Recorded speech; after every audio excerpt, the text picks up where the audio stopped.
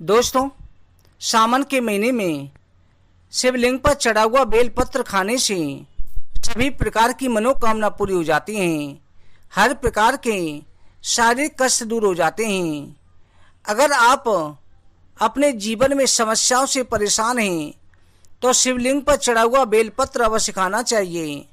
दोस्तों, सावन का महीना आते ही श्रद्धालु महादेव जी को प्रसन्न करने के लिए अनेक प्रकार से पूजा पाठ करते हैं।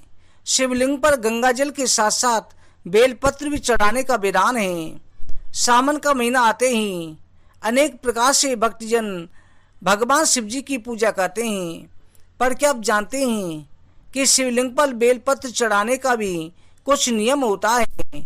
उसी नियम से चढ़ाई जाए और वहीं खड़े होकर के बेलपत्र को उस विधि से खाई जाए तो आपके निश्चित रूप से सभी प्रकार के कष्ट दूर हो जाएंगे, आर्थिक परेशानी दूर हो जाएगी।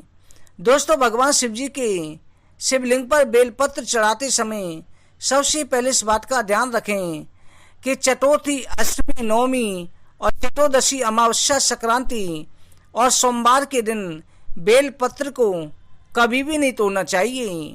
बेलपत्र भगवान शंकर को बहुत प्रिय है, इसलिए इन तिथियों में या बार में तोड़ा गया बेलपत्र भगवान शिव जी को नहीं चढ़ाया जाता।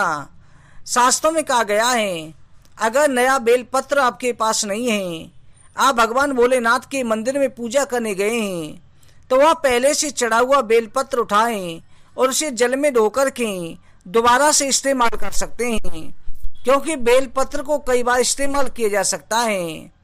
अगला, इस बात का ध्यान रखें कि जब भी आप बेलपत्र तोड़ने गए हैं तो बड़ी सावधानी के साथ में बेलपत्र तोड़ना चाहिए। पूरी टहनी कभी भी नहीं तोड़नी चाहिए। जो बेलपत्र का पत्ता है कटा फटा नहीं हो, साफ सुथरा हो, वही पत्ता तोड़ना चाहिए। और साथ में कोई डंडी ना टूटे जिससे वृक्ष को नुकसान ना हो। बेलपत्र तोड़ने से पहले और बाद में वृक्ष को मनी मन प्रणाम करना चाहिए। इसके साथ में शिवलिंग पर बेलपत्र कैसे चढ़ाएं? महादेव जी को हमेशा बेलपत्र उल्टा करके चढ़ाया जाता है। बेलपत्र की चिकनी साइड नीचे की तरफ होनी चाहिए जहाँ शिवलिंग होता है। और ध्यान रखें, एक डंडी में 3 पत्ते लगे होते हैं, उसे एक ही बेलपत्र माना जाता है। बेलपत्र 3 पत्तों से लेकर 11 पत्तों तक का होता है। जितने अधिक पत्ते होते हैं उतना ही उत्तम माना जाता है। अगर बेलपत्र नहीं है तो बेलपत्र वृक्ष के दर्शन कर लेने से ही पाप ताप नष्ट हो जाते हैं। और एक बात का ध्यान रखें, शिवलिंग पर दूसरे के चढ़ाए बेलपत्र का कभी अनादर नहीं करना चाहिए। दोस्तों, बेलपत्र चढ़ाते समय अगर आपकी कैसी भी मनोकामना है, एक कटोरी में थोड़ा सा दूध डालें, उसमें पानी डालें, उसमें बेलपत्र के पत्ते को धोकर के भिगो के रख दें। फिर शुद्ध जल से धोकर के या गंगा जल से धोकर बेलपत्र के पत्तों पर ओम नमः शिवाय या तीनों पत्तों पर ओम चंदन से लिख कर के भगवान शिव जी के शिवलिंग पर अर्पित करें। बेलपत्र पर अगर शहद लगा कर के चिकनी साइड में शहद लगा के शिवलिंग पर लगा देते हैं तो भगवान भोलेनाथ उस व्यक्ति के घर में धन लक्ष्मी की प्राप्ति का वरदान देते हैं। दोस्तों, अगर शरीर में किसी भी प्रकार का कष्ट है तो आप उत्तर दिशा की मुख करके शिवलिंग के सामने खड़े हो जाएं।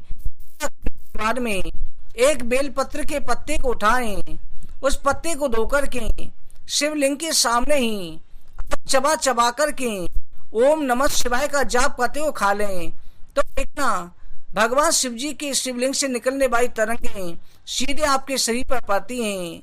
आपके किसी भी प्रकार का शारीरिक कष्ट है वो कष्ट दूर हो जाता है। शरीर में कोई बीमारी हो वो बीमारी दूर हो जाती है। किसी ने टोना टोटका किया हुआ है या कोई बंधन है तो वो बंधन भी दूर हो जाता है। हर प्रकार के कार्य की सिद्धि होती है। दोस्तों, आप ये उपाय जरूर करें। वीडियो को जैसे शेयर करें, चैनल को सब्सक्राइब करें। ओम नमः शिवाय। नमस्कार दोस्तों।